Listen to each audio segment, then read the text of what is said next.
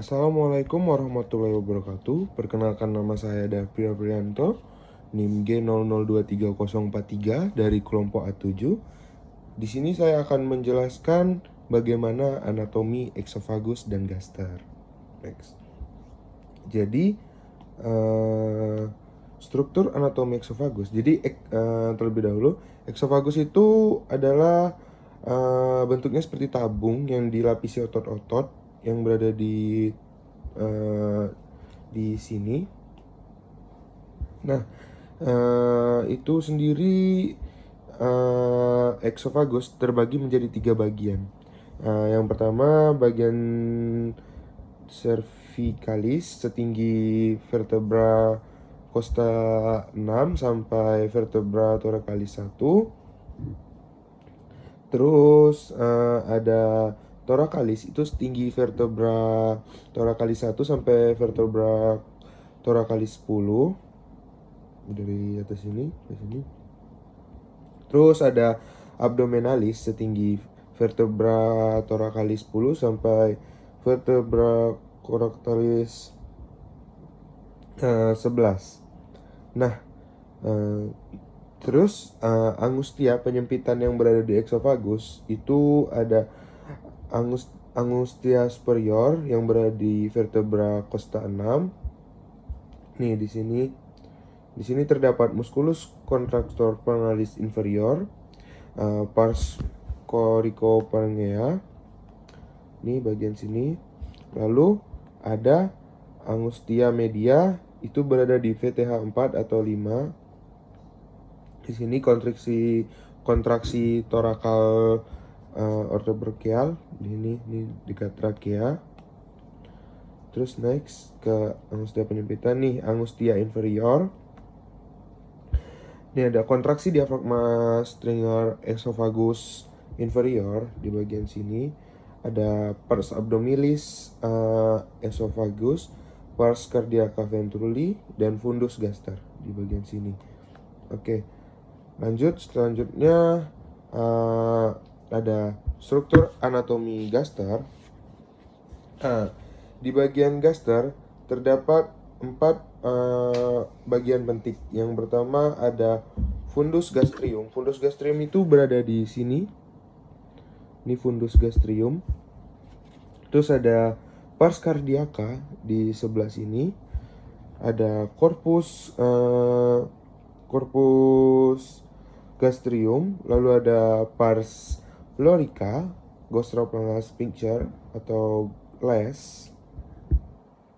Terus ada musculus sphincter pleuri sini. Terus ada curvatura gastrica major, omentum majus. Terus ada curvatura gastrica minor, omentum minus, dan orificum cardiacum setinggi VTH 6 dan orificum pyloricum setinggi VL1. Terus dinding gaster. Dinding gaster tuh yang pertama ada tunica serosa, peritoneum visceral gaster berefleksi menjadi omentum minus ke arah hepar dan omentum majus ke arah kolon, ileum, dan diafragma. Terus ada tunica muscularis, itu bagian dari luar ke dalam.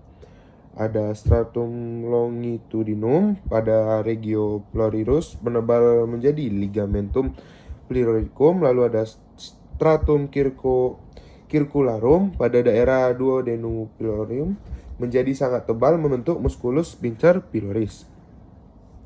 Lalu ada stratum obliquus pada daerah curvatura minor membentuk canalis gastricus Waldeyer. Canalis ini menghubungkan pars cardiaca dengan pylorus tanpa singgah ke rongga gaster. Ini terjadi secara reflektoris pada waktu minum saat ventrikulus kosong. Sehingga pada orang-orang yang mencoba bunuh diri, terus dengan menelan zat beracun, itu biasanya mengalami kerusakan pada canalis gastricus. Terus ada tunica submucosa dan tunica mucosa. Oke. Terus kita lanjut ke neurovascularisasi gaster. Pada arteri itu ada 1/3 superior exobrachialis arteri thyroidea inferior, lalu 1/3 media aorta descendens toriaca arteri bronchialis dextra et sins, lalu ada 1/3 inferior arteri gastrica sinistra. Arteri gastrica sinistra itu sendiri berada di sini. Mana? Oke, sini. Terus lanjut ke vena. Kalau vena itu 1/3 superior vena thyroidica inferior, 1/3 media vena azygos, dan 1/3 vena gastrica sinistra. Lalu inervasi esofagus bagian atas itu ada nervus laryngeus recurrens. Inervasi esofagus bagian bawah itu ada plexus esophagealis. Plexus esophagealis parasimpatis itu menjadi nervus vagus. Simpatis ada truncus sympathicus jadi nervus splanchnicus majus. Nah, arteri itu arteri gastrica sinistra berasal dari truncus coeliacus. Nih, gastrica sinistra berada di sebelah sini. Terus ada arteri gastrica dextra yang berasal dari hepatica communis. Itu berada di sebelah sini. Tadi communis, gastrica dextra. Terus ada nih hepatica communis. Terus ada gastrica brevis. Brevis ini di bagian sini itu dari arteri linearis pada hilum lineal. Terus ada arteri gastromentalis sinistra berasal dari arteri linearis pada hilum lineal. Lalu ada arteri gastromentalis dextra berasal dari arteri gastroduodenalis, cabang dari arteri hepatica communis. Terus ada arteri gastrica posterior berasal dari arteri linealis tapi tidak selalu ditemukan. Nah, kalau vena sendiri itu vena gastrica dextra et sinistra itu bermuara langsung ke vena porta hepatis. Nih. Ini kan tadi gastrica dextra.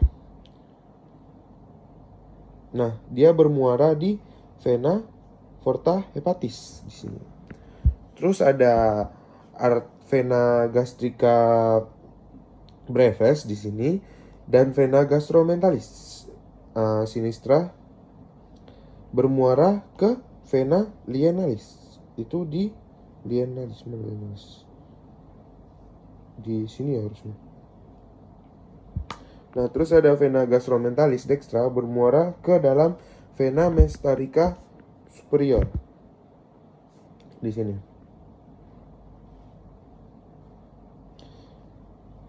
Nah, ini ada nervus splanchnicus major di sini. Nah, nervus vagus di sini. Jadi parasimpatis tuh sama dengan kayak nervus vagus. Simpatis jadi truncus sympathus, nervus spinatus majus, dan plexus coeliacus. Nah, pembuluh limfa pada nodi limfoide pada gaster terletak di sepanjang kedua curvaturae dan di sekitar florus. Yang pertama itu curvatura minor memperlihatkan nodi limfodogastriki. Curvatura major menempatkan nodi limfodosplenici di caudal nodi limfodogastrometal. Nodi limfode ploriki di wilayah pylorus terhubung ke nodi limfode hepatiki di hilum hepatis.